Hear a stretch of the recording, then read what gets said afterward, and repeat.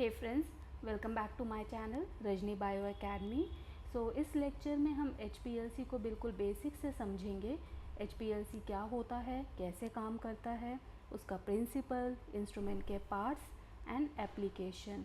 उसके साथ हम कुछ फ्रीक्वेंटली आस्क्ड क्वेश्चंस देखेंगे जो वाइवा और इंटरव्यू में मोस्टली पूछे जाते हैं। Let's start.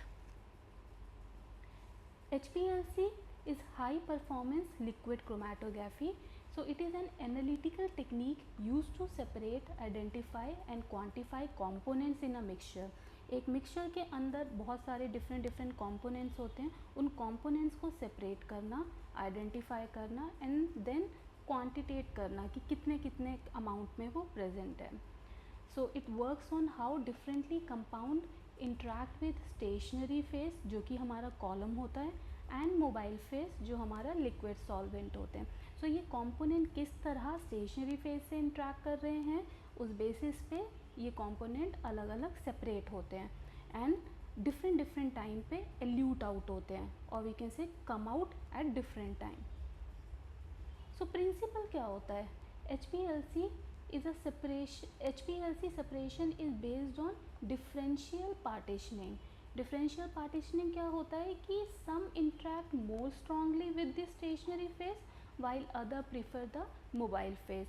इसमें हम मिक्सचर के components की बात कर रहे हैं। कुछ components बहुत strongly stationary phase से bind करते हैं, हाइड्रोफोबिक इंट्रैक्शन होती है, और कुछ components हमारे हाइड्रोफिलिक इंट्रैक्शन करते हैं तो वो मोबाइल फेज को प्रेफर करेंगे।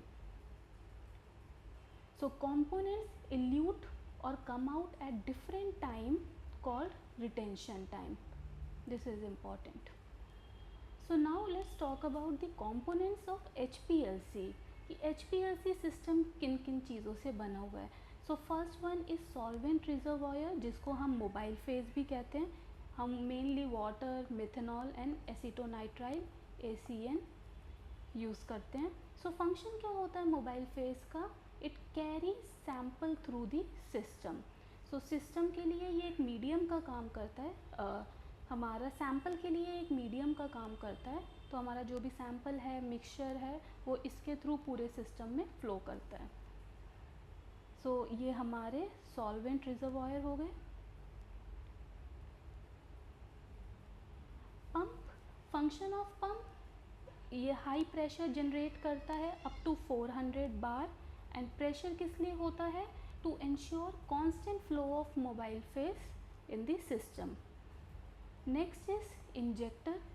इंजेक्टर हमारे सैंपल को इंट्रोड्यूस करवाता है HPLC सिस्टम के अंदर।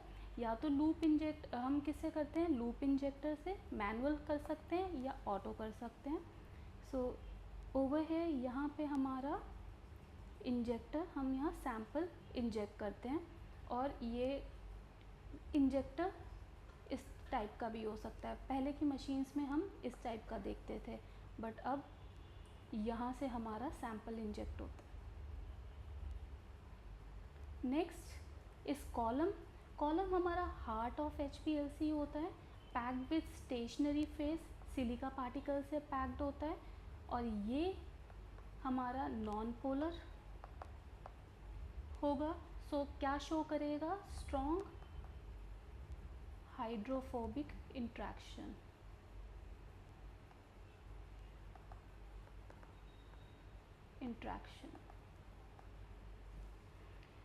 कॉलम किस में काम करता है? सेपरेशन, जो एग्जैक्ट मेन सेपरेशन जो हो रही है वो कॉलम के अंदर होती है।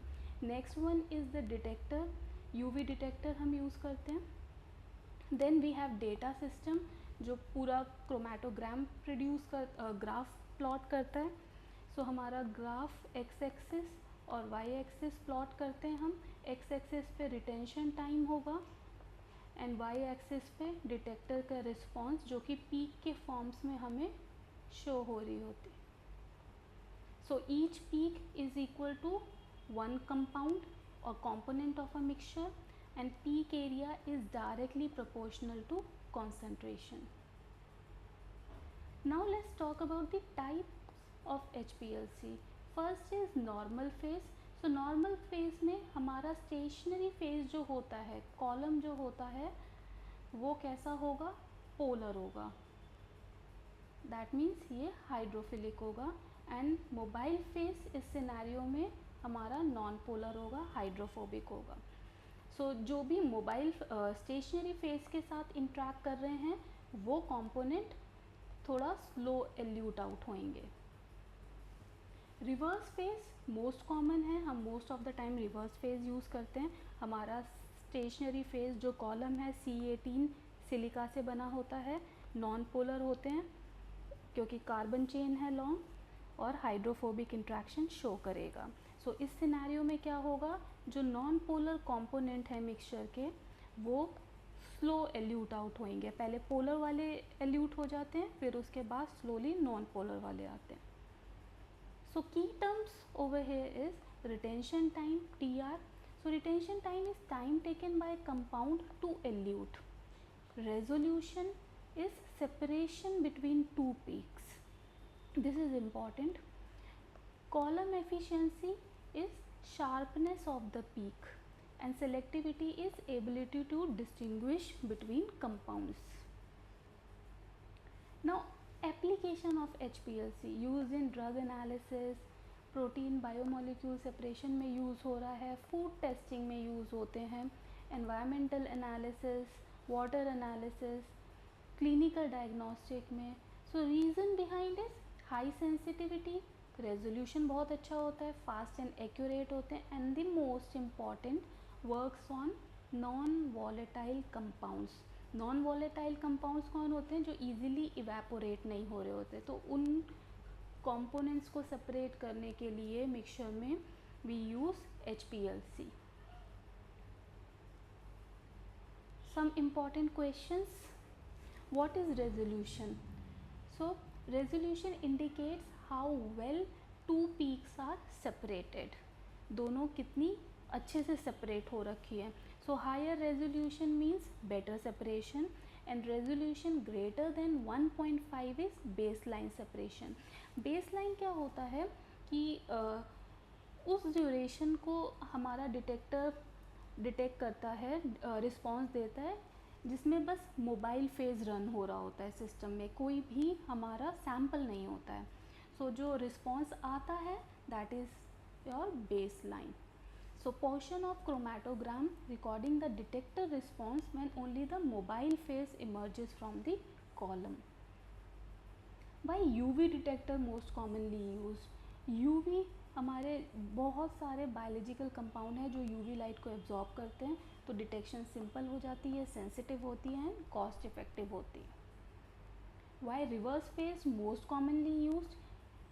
ये बहुत frequently asked question है. So reverse phase is versatile, high reproducibility and compatible with the water based mobile phase, और हमारे फार्मास्यूटिकल और बायोलॉजिकल सैंपल के लिए आइडियल होता है ये. Why C18 column is widely use? तो C18 नॉन पोलर है, hydrophobic, provide strong hydrophobic interaction and is suitable for separating wide range of organic compound. Now what is peak tailing? So peak telling किसकी वजह से होता है? या तो column में ओवरलोडिंग हो गई है, या कॉलम पुअर कंडीशन में है, या फिर हमारी सेकेंडरी इंट्रैक्शंस वहाँ पे हो रही हैं. अगर रिटेंशन टाइम शिफ्ट हो रहा है तो उसका रीज़न होता है कि हमारा कॉलम में एजिंग हो गई है, या हमारा फ्लो रेट जो है वो वेरी कर रहा है, एंड मोबाइल फेस की कॉम्पोजिशन भी चेंज हो गई है. दो टर्म हम बहुत ज़्यादा सुनते हैं रिजल्ट में, LOD and LOQ. So LOD होता है lowest detectable amount, and LOQ होता है is lowest quantifiable amount with accuracy. So most of the time हम इसको चेक करते हैं. Now what is method validation? So ये तो कॉमन आंसर है इसका कि मेथड वैलिडेशन हम किस लिए करते हैं, to ensure method reliability by checking its accuracy, precision, specificity and linearity. Next is what are theoretical plates? So theoretical plates क्या इंडिकेट करते हैं? ये इंडिकेट करते हैं कॉलम की एफिशिएंसी को. So more plate means better separation. Next is if two peaks overlap, what will you do? So इस scenario में अगर दो पीक्स ओवरलैप हो रही है तो हम मोबाइल फेस का कॉम्पोजिशन चेंज करके देखेंगे, ग्रेडियंट इल्यूजन करा के देखेंगे, पीएच को एडजस्ट करने की कोशिश करेंगे या फिर we'll use different column. If compound is not eluting, so इस सिनेरियो में हम ऑर्गेनिक सॉल्वेंट को इंक्रीज़ करके देखेंगे, फ्लो रेट को इंक्रीज़ करके देखेंगे या कॉलम की पोलैरिटी को चेंज करेंगे। Next is what causes peak fronting. तो पीक फ्रॉन्टिंग हमारा सैंपल की ओवरलोडिंग की वजह से होता है या फिर हमारा इम्प्रॉपर इंजेक्शन की वजह से होता है कि सैंपल प्रॉपरली इंजेक्ट नहीं हुआ। Now what is isocratic and gradient illusion? So isocratic means constant mobile phase composition and gradient means कि composition of the mobile phase changes over time. So ये हम use करते हैं for complex mixtures. Why do we degas the mobile phase? Very frequently asked question. So हम dissolved gas को remove करते हैं ताकि बबल फॉर्मेशन ना हो सके, बेस लाइन नॉइज़ ना क्रिएट हो सके एंड जिसकी वजह से कभी कभी डिटेक्टर परफॉर्मेंस भी इफ़ेक्ट हो जाती है। High back pressure causes they block the column, particulate matters create हो जाते हैं एंड विस्कोसिटी मोबाइल फेज की इंक्रीज़ हो जाती है। इफ़ नो पीक ऑब्जर्व्ड, सो ये किसकी वजह से हो सकता है, या तो हमने रॉन्ग वेवलेंथ चूज़ कर ली है या सैम्पल इंजेक्शन ठीक से नहीं हुआ है, एरर है उसमें, या कंपाउंड एल्यूट आउट हो गया है बहुत फास्ट, वो रिटेन ही नहीं रहा, मतलब सिस्टम में रिटेन ही नहीं रहा ताकि वो पीक शो कर पाता।